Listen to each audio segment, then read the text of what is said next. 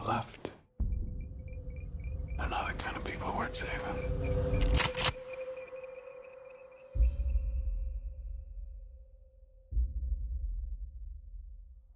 A Quiet Place Part 2 stars John Krasinski, Emily Blunt, Cillian Murphy, and a very talented young actress and a very talented young actor, and of course was directed by John Krasinski. Following the events at home, the Abbott family now face the terrors of the outside world.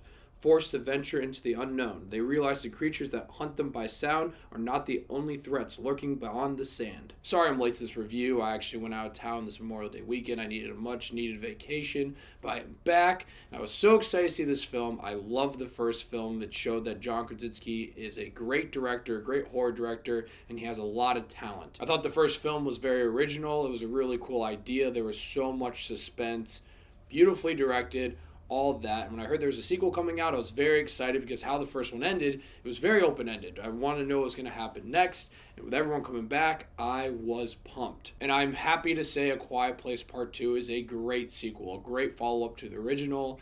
I think there are a lot of great things in this film. First, the performances are fantastic. Of course, Emily Blunt is amazing. She was amazing in the first one. Cillian Murphy was great in this film. I mean, he's great in everything. He's Thomas fucking Shelby. I mean, what do you expect? But who completely steals the show here is Millicent Simmons. I am apologizing now if I'm saying that completely wrong, but she was fantastic in this film. She is the star of this film. There are so many great moments with her. She is badass. She's extremely important to the story, and she nails it. She was by far my favorite performance of this film. Everyone else is great. Everyone else is perfect, but she was my favorite performance of this film. And of course, again, John Krasinski directed the shit out of this film. It looks fantastic. It is one of the better looking films I've seen all year. There are so many great sequences of suspense, and you knew that was going to happen in this film. I love the opening sequence of this film. It was intense, interesting, exciting. It was great. But this film really does look gorgeous. The cinematography and everything. And like I said, John Krasinski does a great job with this concept that he's created with these creatures that hunt you by sound and adds so much suspense to different sequences in this film. Now, granted, I think he did a little bit better job with the first one, but we'll get into that later. But there were so many sequences that had me on the edge of my seat. My palms were so sweaty, and I saw this in theaters. And just like when I saw the first one in theaters, everyone was completely dead silence. And when you make a movie like that, that is fucking effective as hell. And the last compliment I want to give this film is they really expand this world. In the first one, they're really secluded to that farm. You really don't know too much. There's a little bit you know, there's a little bit that they hint at, but they don't really go into detail. That was one of my favorite parts about the film. Here, it's not a knock at all. There's a lot of things that expand this world and makes it really interesting, and I'm excited to see what they do next with it. But that's all the compliments I'm going to give this film. I think that it isn't as good as the original. I think this is a really good film. I think this is one of the best films I've seen so far this year. One of the best horror sequels I think I've ever seen. My main issue with this film compared to the first is there's too much downtime. Now granted, the first, there's a lot of times where nothing's really going on. But in the first film, it really felt like even if they'd make the slightest noise, scenes like when they're making dinner or just cleaning things were always so suspenseful because they're never given a moment to breathe. There's never any downtime in the original film. And here, there are a lot of moments of dialogue. There's a lot of dialogue in this film, and it makes sense. This film's going to have more dialogue. There has to be a little bit of exposition to explain some things that's happening in this world, but it just felt like there were so many moments where characters could actually take a deep breath and relax. And I'm a fucked up person, and I want to see them always in peril or just always really nervous.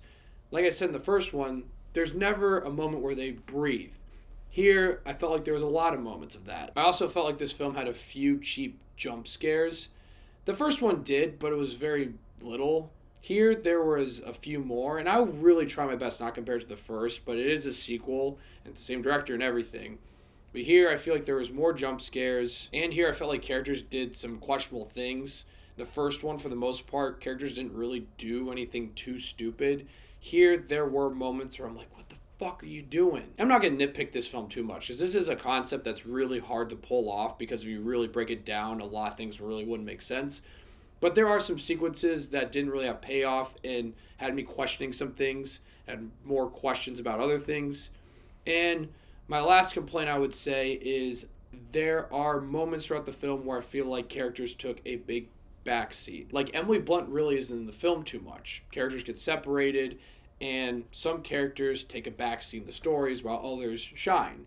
And that's fine sometimes. But Emily Blunt was so great in the original, and she's great here, that I feel like there should have been more with her character and the other characters that were with her. And this kind of goes to what I said in my first complaint. And if you haven't seen the first Quiet Place, I'm going to say a spoiler for that, so you've been warned. At the end of the movie, there's a device that they have where they can basically stun these monsters.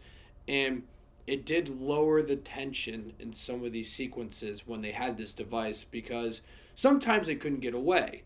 But there are other times where the monster's coming and you're like, well, you have this device, like, you're fine. In the first film, it seemed like they were fucked if one of these things showed up. No matter what. Like, there's nothing they can do. If you make a sound, you're fucking dead. So they had this device, and it sometimes brought down the tension in some of the sequences. Look, it sounds like I'm shitting on the movie now, and I really don't want to sound like that, because this was one of the best horror sequels I've ever seen. This movie was fantastic. This is one of the best films I've seen this year. It looks great. The performances were great. The world building was great. All that was great, and I really don't want to compare it too much to the original. I just want to say that I really love the original, and I do like the original better than this. But this is a very, very worthy sequel of that great original. And I'm curious to see what they're going to do next, because I'm assuming there's going to be a third one. How the movie ends. Could be wrong. You never know, because I'm pretty sure there wasn't even supposed to be a sequel to the first one. I think there's going to be a third one. But all I got to say is Quiet Place 2, great horror sequel. One of my favorite movies so far this year. And I'll give A Quiet Place Part 2 8 Davy Daves. You've probably already seen it, so I probably should have done a spoiler review of this, but you know me. I like to give my normal review without the spoiler. I mean, it's been out for a week. You've all probably seen it by now. So, yeah. If you've seen A Quiet Place Part 2, let me know what you guys think. I'm curious to hear. And thank you so much for watching. Click here to see more of Davy Dave's Takes.